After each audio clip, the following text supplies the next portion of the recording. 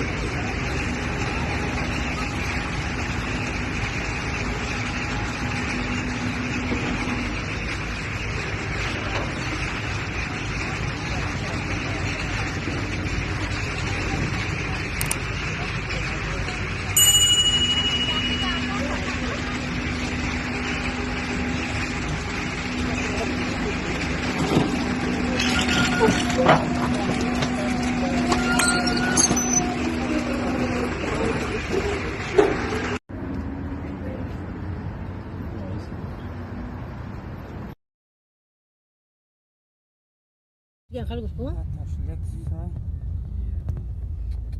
ويلي odamı şu içine şu başına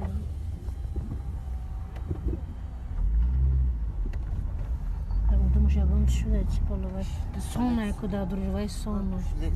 Как называется? Мементо мори, что значит «помни о смерти». Помни о смерти. Не забывай, что смертен, а потому продолжай жить сейчас. Таково значение этой фразы.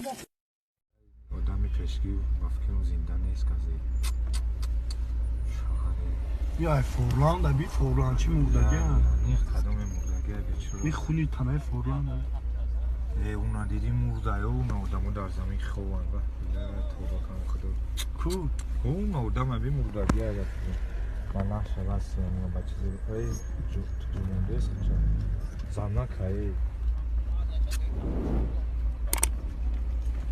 خونی تنه یه رو بی مردگه ای فورلان لوک زده ای شب گم رو مادر